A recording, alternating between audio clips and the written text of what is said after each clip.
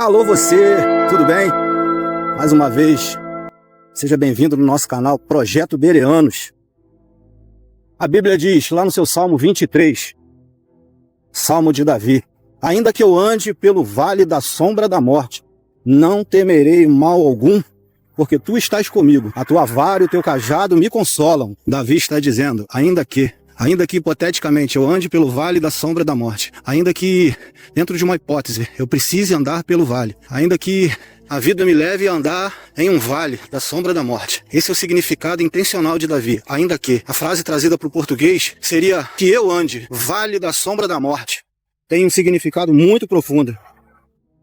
A frase vale da sombra da morte tem um significado muito profundo. Há quem acredite que vale é algo alegórico, é algo fictício, é algo que não é palpável. Mas quem pensa assim está muito enganado. Davi, quando declara isso, ele tem propriedade quando ele está falando. O Vale da Sombra da Morte era algo real, era um local apelidado por esse nome, que de fato fazia jus a esse nome. O Vale da Sombra da Morte era um estreito, ou vários estreitos que tinham na região onde Davi morava, onde os pastores passavam com seu rebanho, com suas ovelhas, com suas cabras.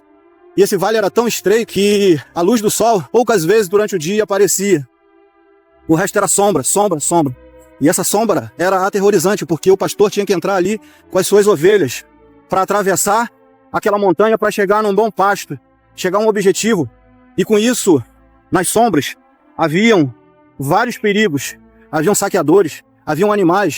Inclusive estudiosos acreditam que num dos momentos onde Davi teria se deparado com um urso ou com um leão, teria sido nesse vale da sombra da morte. Por isso Davi fala com tanta propriedade. Ainda que eu ande pelo vale da sombra da morte, ainda que se faça necessário eu andar pelo vale da sombra da morte. Ou seja, ele se colocava à frente das ovelhas, à frente do seu rebanho, à frente, protegendo, sendo o bom pastor que procura proteger todo o rebanho que não era dele. Ele estava responsável por aquele rebanho. E no momento seguinte, Davi, ele afirma, ainda que, ou seja, em alguma hipótese, em alguma conjectura no tempo, eu venha passar pelo vale da morte, o vale da sombra da morte, olha o que ele afirma: eu não temerei, eu não temerei. O verbo está no futuro do presente, afirmando categoricamente que ele conhece de quem ele está falando.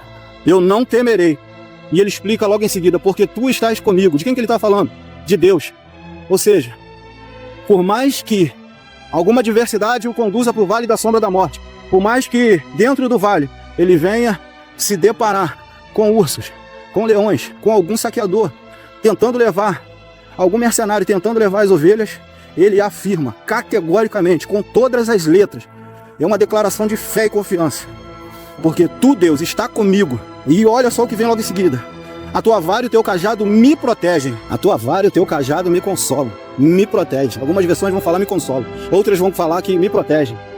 Mas o fato é que a vara e o cajado, no contexto histórico de Davi, era uma ferramenta, ou eram ferramentas, duas ferramentas de autoridade, de poder. Inclusive o faraó, quando cruzava a vara e o cajado, dava uma ordem definitiva. Aquela ordem tinha que ser cumprida ao pé da letra do que foi falado. Quando ele decretava e cruzava a vara e o cajado, aquilo representava força, autoridade, poder que o faraó exercia. Quando Deus fala, que Davi fala que a vara e o cajado de Deus me consola e me protege, é a autoridade de um rei, assim como era de faraó, porém muito mais poderoso. O nosso Deus, a tua vara e o teu cajado me protegem.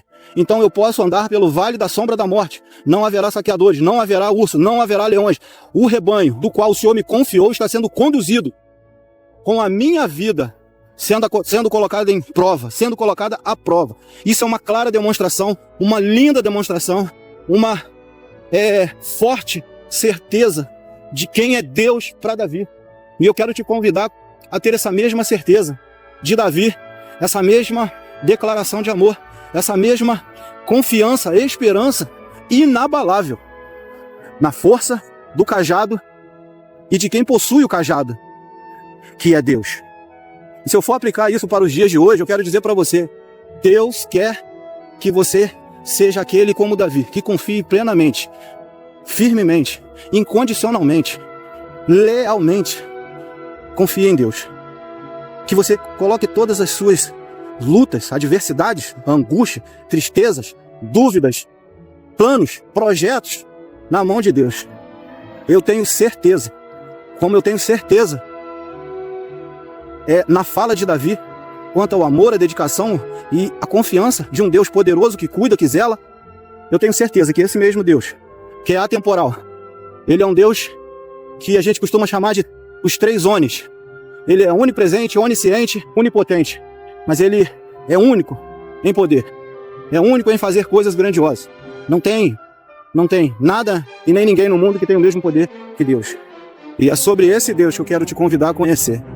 Convidar a realmente se relacionar.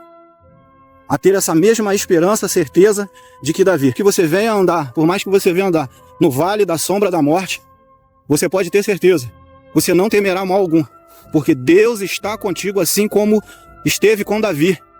Mas qual a diferença para os dias de hoje? É que eu preciso, nos dias de hoje, me colocar à disposição para que Deus realmente me proteja. Eu preciso aceitar e não rejeitar. Eu preciso abraçá-lo e não afastá-lo. Eu preciso buscá-lo e não correr dele. Eu preciso amá-lo e não ignorá-lo. Eu preciso temer e não relativizá-lo. Eu preciso abundantemente da graça, amor e misericórdia desse Deus. Pense nisso, reflita, coloque sua vida, seus projetos na mão deste Deus. E eu tenho certeza que assim como Davi, você será exitoso, você será vitorioso, você será aquele que vai ler o Salmo 23 com a mesma garra, fervor, alegria e aquele mesmo fogo aceso que Davi escreveu. Que Deus te abençoe. Fique